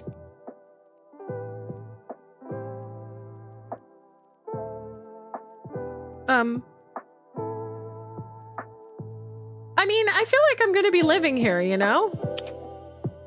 I step in front of Seth. I'm a bit nervous, but there's no going back now. I steady myself and just go for it. I mimic Seth's actions from before, folding my left arm behind my back and making a fist with my right over my heart. I then reach out and gently place my hand over Seth's heart. Time slows down a bit at that moment. Even through his clothes, I can feel that his body is colder than a human's, and I can feel his heart. Seth's heart beating hard and fast under my hand, his chest rising and falling under my palm. I look towards his face, and a small smile is playing on his lips. I feel heat rise in my face and realize a second too long has passed. I remove my hand back quickly, as if burned by a stove. If Seth notices, he says nothing. It is good to meet you, Aqua. Seth says with a warm tone. Left hand behind his back, he makes a fist with his right hand, places it over his heart, and then reaches out and places his palm over my chest where my heart lays. His large, cold-clawed hand is still and unmoving on my chest, feeling my heartbeat. I understand why this is an expression of trust for his species. He could rip the heart out of my chest if he wanted to, literally. It's good to meet you too, Seth. After the 3 longest seconds of my life, Seth removes his hand from my chest. As if on cue, Roswell puts their palm pad back in their pocket. See what I mean? Intimate. Seth clears his throat. Anyway, welcome to Block 3. Yeah, welcome! How was your flight? Did it go okay?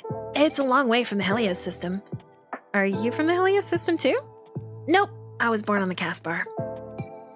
That's one of the 3 original human extrasolar mobile space settlements, right? Jesus, that's a mouthful. The 3 Magi, as they are called, are 3 massive ships that left the Helios system not long after first contact with the Galactic Assembly, almost 2 centuries ago. Built with the help of the Assembly as a token of goodwill, the residents were the first humans to set out and join the galactic community. Lots of those original passengers ended up settling in established GA colonies. Some would go on to settle fringe planets, but a significant population decided the ships were their home now. They would journey on, exploring the galaxy as generations passed. I remember the first time I took a long-haul transport off the Caspar. It was budget, of course, and I felt like I had the worst hangover for days after being in the pod. Same thing happened when I traveled to the Hesperides. I went to the Milky Way Diner feeling like literal death, and Cassie made the most amazing soup. Poof. Hangover feeling is gone. I swear it was like... Roswell stops mid-sentence, seemingly remembering in that moment that Aunt Cassie is gone. They shake their head and blink back the tears that start to form in her eyes. Your aunt was a real great lady. The Milky Way Diner means a lot to all of us here. It's really great that you're carrying on that legacy and keeping it open. Seth nods his head solemnly. She really was something. I ate pretty much all my meals there. We both did. Nothing beats Cass's spicy fried spiny bugs. Roswell sighs wistfully, and Seth rolls his eyes again. Cass's cooking was indeed very good, but that dish is simply a waste of perfectly good spiny bugs. No, it's not. Fried spiny bugs are literally my second favorite food of all time. What is it you humans like to say? You could deep fry crickets and they would taste good. Oh, circuits. And they would taste good. All you're tasting is oil, salt, and starch. You can hardly taste the delicate flavor of the meat under all that batter. I personally prefer them simmered. I like to actually enjoy my bugs for what they are. I'm sorry, spiny bugs? The name sounds vaguely familiar, but as far as what they look like and taste, I'm drawing a blank. You really haven't left the Helios system. They're huge out here in GA space and in the colonies. Super tasty, much more substantial than the crickets you get in the Helios system. Okay, I think it was crickets. You'll love them. Cassie once said they taste kind of like lobster, which I've never had, but I think it's supposed to be good. They're a specialty from my home planet. Adar breeds them on the agricultural deck. You can ask him to bring you a couple to sample. That's good to know. I'm actually kind of curious. I bet they taste great simmered. I tried lobster one time back home on Mars. It was pretty good. I think it was poached. Anyways, it was tasty, so I'm sure spiny bugs will be tasty too. I'm confident they will be to your liking. Scatrian food is the best in the galaxy, after all. Whoa there, Set. Aren't scientists supposed to refrain from making biased statements like that? In matters concerning research, of course, but we're discussing preference at this time, so I think I'm in the clear. I really do want to learn more about Scatrian food. I tasted some ruby fruit at Sketra Chili's for the first time today, and they were delicious. Remind me to share with you a list of some of the greatest dishes my home planet has to offer. If you add them to the diner's menu, I'm sure any Scatrians who visit will be thrilled for a taste of home. Scatrians like yourself, for example? Seta starts getting visibly flustered once again. Who among us doesn't appreciate the taste of home? Besides, like I said, best food in the galaxy. Roswell snaps her fingers as if something just came to them. Oh yeah, I almost forgot. I have a welcome present for you. A present? Yeah, just a little welcome to the neighborhood gift. Roswell leans down and grabs a small duffel bag that was sitting on the couch.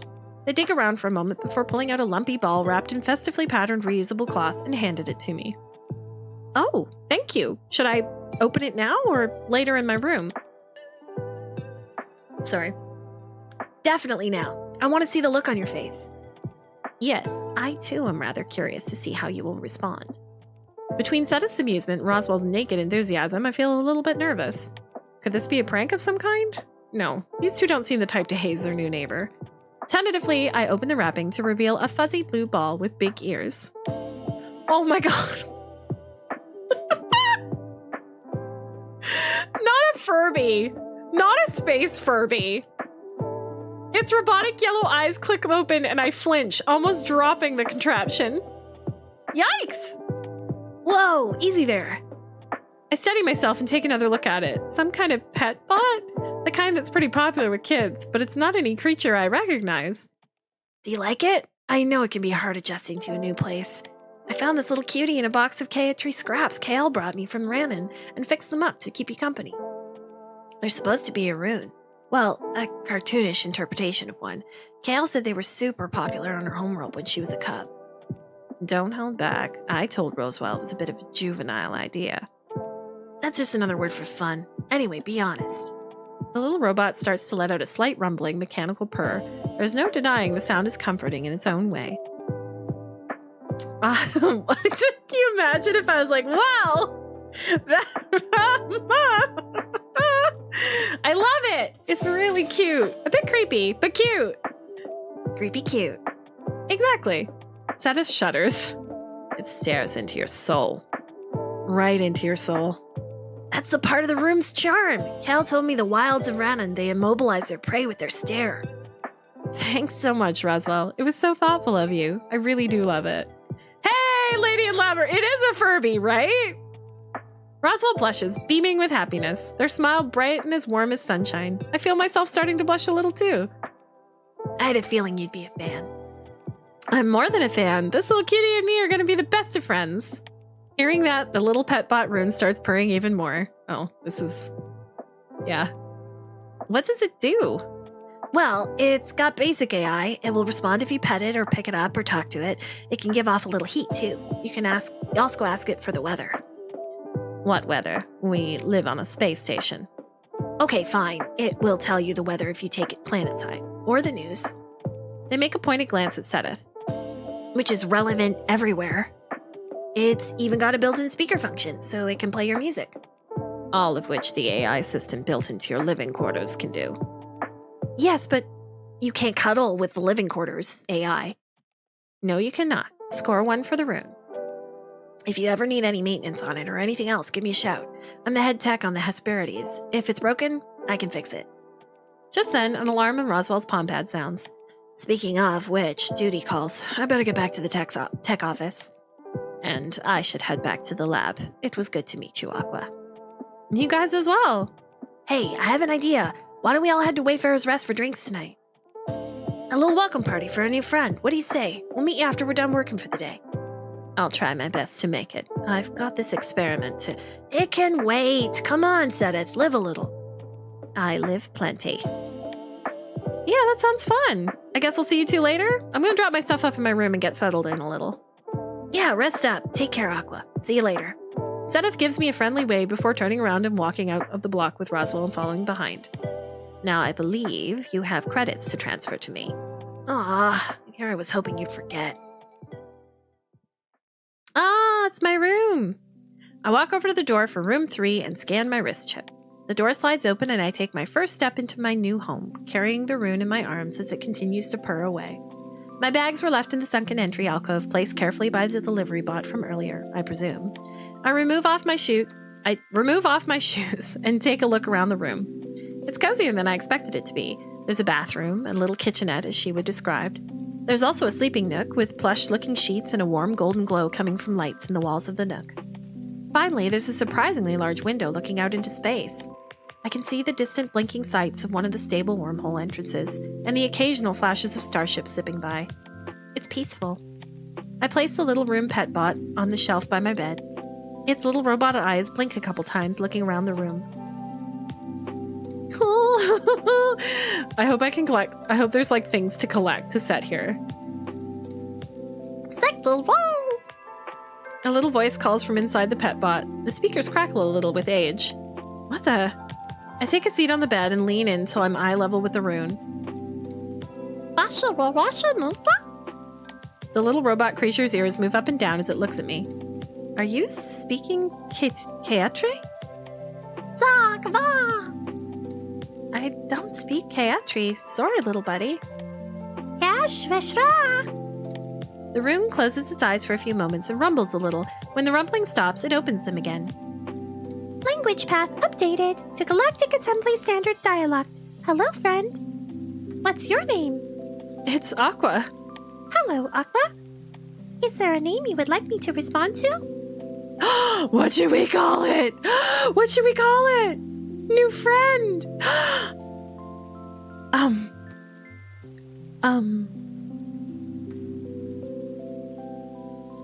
Help. Oh, what am I going to call it? Okay, wait. If I'm Aqua Gem. Oh, let's call it a gem. Let's call it,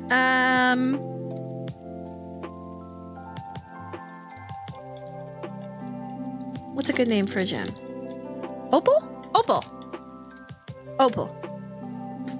Okay, I'll go by Opal from now on. Do you want to play? Maybe some other time, little buddy. I want to take a nap. I say, peeling off my traveling clothes and flopping onto the bed. Somehow it's even comfier than it looked. I crawl under the covers and let out a contented sigh. Lights off. I call out and the lights of the room switch off. I turn over in bed and look into the little room's glowing eyes. Can you wake me up in a couple hours? Of course, my friend Aqua. Sweet dreams. I close my eyes and almost immediately fall asleep. When I wake from my nap, it's about an hour and a half before I'm supposed to meet Roswell and Seteth at the Wayfarer's Rest. I unpack my bags, take a refreshing water shower, not a sonic one, and get dressed. I figure it won't hurt to be a bit early, so I decide to head to Wayfarer's Rest and have a drink while I wait. You know what? There is a lot in this demo. Also, look at this. This is gorgeous. I want to be here for real. I walk into the Wayfarer's Rest. It's a dim space sparsely lit with neon. There are a handful of patrons scattered around occupying tables and stools along the bar. I decide to grab myself a spot at the counter. I look over one of the small drink menus on the bar, and as expected, none of the cocktails are anything I'm familiar with. Oh, hello. The person behind the bar, a Katri with long hair wearing incredibly fine clothes, walks over to where I sit. They're purple. He places a glass of water in front of me and on a purple cloth napkin and gives me an easy smile. Welcome to Wayfarer's Rest, dear guest. I'm Laro. Is there anything I can get started for you? Or would you like a bit more time with the menu? I look over the unfamiliar list of drinks with alien ingredients. I recognize a few of them now thanks to Adar, but it's not enough to really know what I want. What would you recommend? Depends on what you like. I'm sure I can make you something that will be to your taste. In that case, something sweet. I'd like something sweet. And I have just the thing. Lara busies himself, taking bottles of liquor off the shelf behind him and mixing the ingredients together with a practiced efficiency. Once he's finished, oh look, it's the berries! I think those are the berries that I chose, right? Yeah, Keshri berries. Once he's finished, he places a glass before me filled with a deep purple liquid. There are 2 small blossoms floating on top, along with what I guess are 3 skewered Keshri berries. Here you go. This is called a sumakta. It means spring twilight. Oh my god! Okay, not a word of a lie. I usually order a Twilight when I go to a certain restaurant that I like. I get the Twilight, and it's purple, just like this. And it's a classic Katri drink. I take a sip, and the drink tastes sweet as candy. There's the unmistakable flavor of Keshri berries, with a floral note, and a wine like a tannic taste at the end. It's delicious. What's in it? A bit of Keshri set, some takmo, and a little Keshri blossom syrup. So, what brings you to the Hesperides, dear guest? And would you honor me by sharing your name? Lara asks, his voice smooth as velvet. I'm Aqua. I just moved here today. I'm to take over management of the Milky Way Diner. Lara's eyes narrow slightly at my response. Ah, so that's why you asked. He says, still smiling, but there's a coldness to his tone that wasn't there before. Oh no, he thinks I'm gonna steal his ingredients? You're here to steal my recipes, scope out the competition. Maybe you're looking to add a cocktail menu to the Milky Way Diner. Kale told me about the new chef when she dropped off my delivery today. He makes a point of looking me up and down, sizing me up with his cat-like gaze. Oh no, is this gonna be the person that doesn't like me? She said you were cute for a human, but I don't quite know if I see it or not. He leans casually on the counter behind him, arms folded, his eyes locked on mine. Are we really competition? Or maybe, and this is crazy, I'm just here to enjoy a drink while I wait for my friends. Besides, are we really in competition? I ask matter-of-factly and unamused.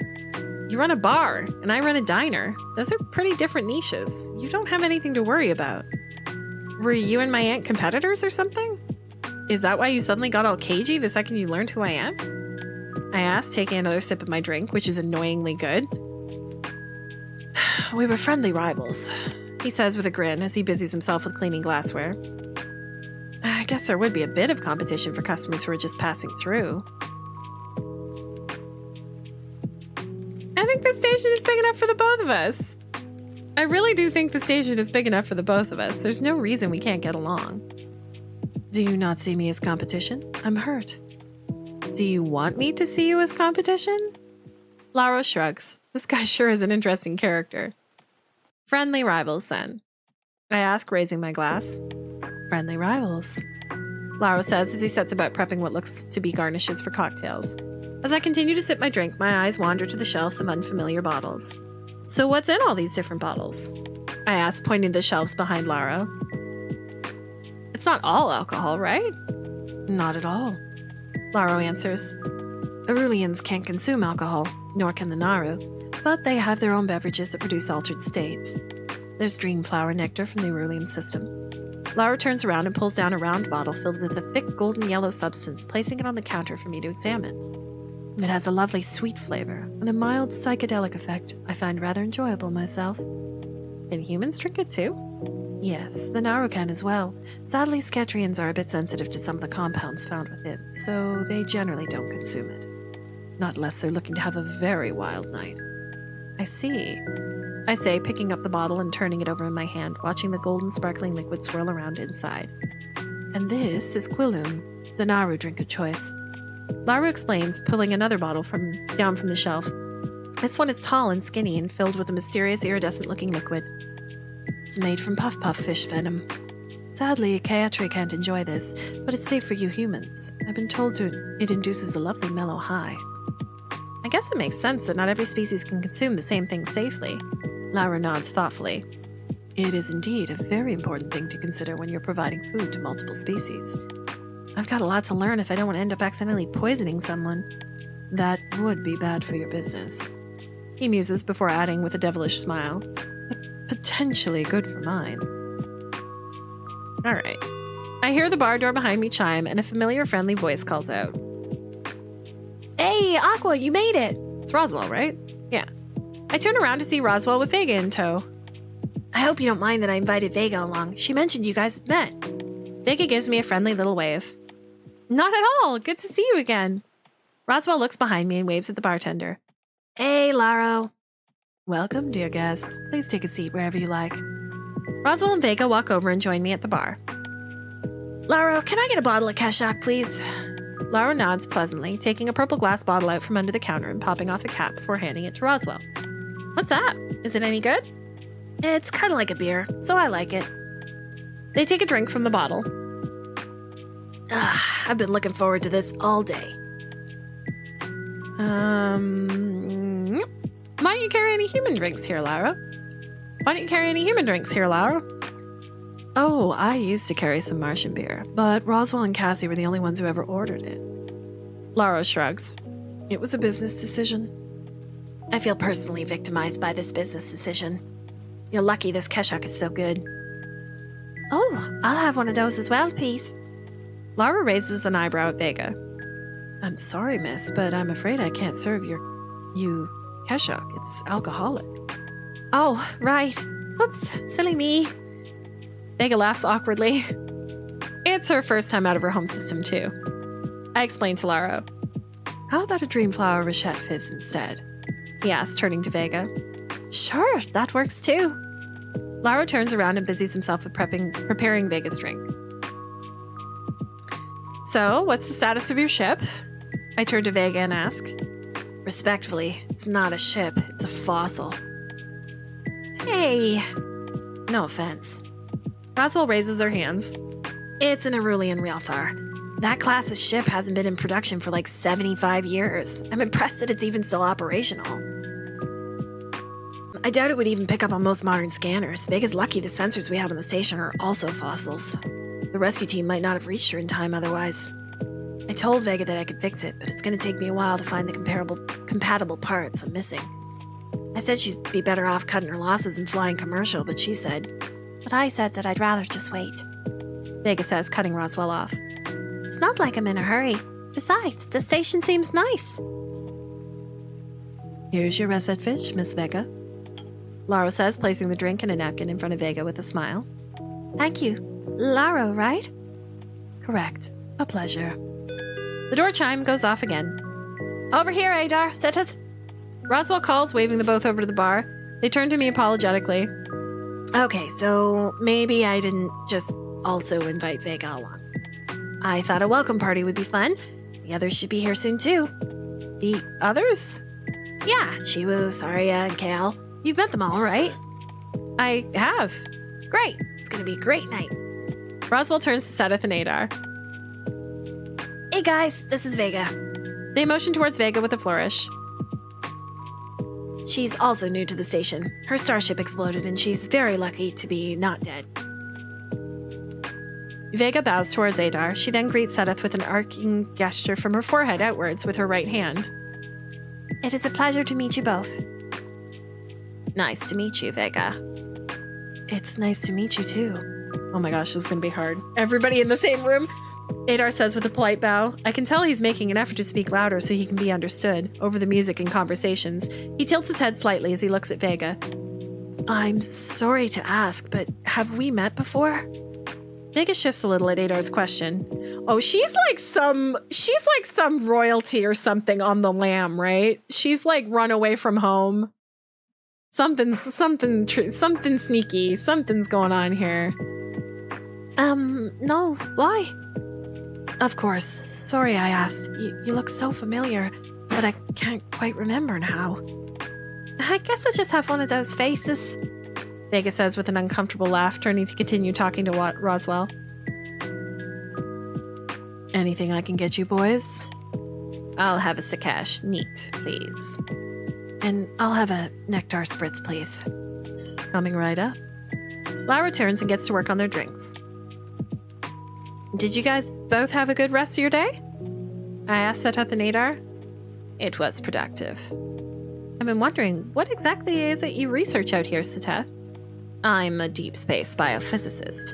My area of study involves a particular near microscopic species that lives in the vacuum of space called Tarsex. Oh, Tarsex! Weren't they in, Oh no, I'm thinking tardigrades. I'm thinking about, Disco. Star Trek Disco.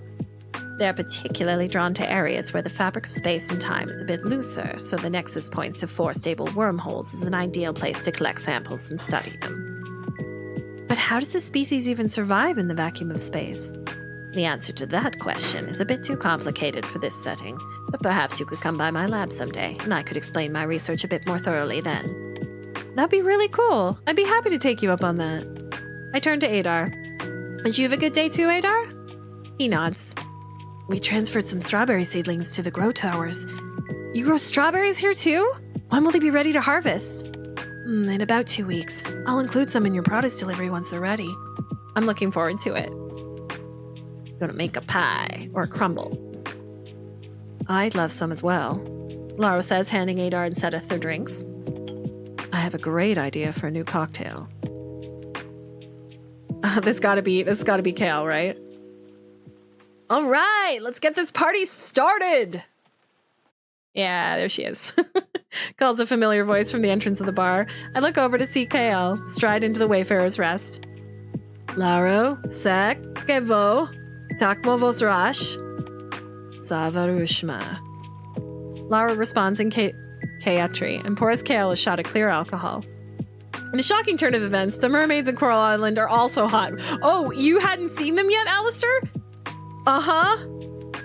There's a lot of pretty people under the sea in Coral Island. She takes the shot from Lara, slams it back in one swift motion. Woo! And that's what I'm talking about. She exclaims, then turns to Roswell. Hey, Sparky. Roswell and Kale share a high five that becomes a surprisingly elaborate secret handshake. She then turns to Adar, giving him a friendly pat on the back. Sprout, my man, how are those seeds I brought you back last time doing? They're doing great. They just started germinating. Love to hear it. Seta, thought it was fun to see you out in your science cave. The word you're looking for is laboratory. Yeah, but science cave is just way more fun to say. And you... Kale says, turning to me with a bright smile. How was your day, sugar? I hear Seteth mutter. You really could not wait till Aqua got settled before trying to charm her, huh? Kale shoots him an icy glare before turning back to me. It was pretty good, I'd say. Lots of new friends, as you can see. I have to ask, are you going to keep calling me that from now on? Not unless you ask me to stop. I don't mind. I like nicknames. No, I don't mind. Vega taps twice on Kale's shoulder to get her attention. Hello. We haven't met yet. I'm Vega. Oh, hi. Sorry. I didn't mean to ignore you there. As Kale and Vega introduce themselves to one another, my attention shifts to the 2 other people entering the Wayfarer's Rest, Shiwu and Saria. They walk over and join us at the bar. Ah, yes, doctor and officer. Anything I can get you, my dear guests? I'll take a glass of Quilum. Just some iced tea with mineral water, please. Coming right up. Lara says with an easy smile. How are you feeling? Much better, thanks for asking. Of course. We'll try not to keep you out so late. You need your rest to adjust to GA standard time. Days are a bit longer than you're probably used to. Speaking of rest, she turns to Shiwu. Are you getting enough rest, Shiwu? The meds you gave me are doing their job, helping me fall asleep, but I still find myself waking up multiple times in the night. I see. Come by my office tomorrow and we'll talk more. Maybe I could make you something that could help. Lara offers, placing Shiwu and Saria drinks on the counter in front of them. I'll remind you that I'm 2 years sober. Shiwu says with an exasperated sigh. Something non-alcoholic. I'm hurt you'd think I'd disrespect your sobriety like that.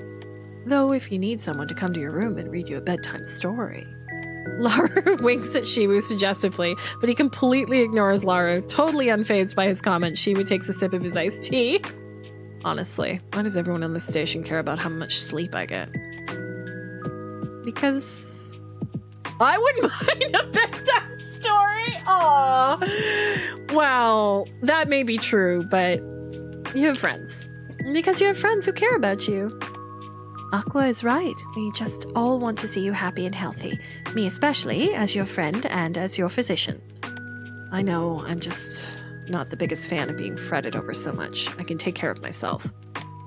Still, I appreciate it. I'll come by the medbay on my break tomorrow. Can I come and see you tomorrow too, Saria? Oh, Saria? Sorry.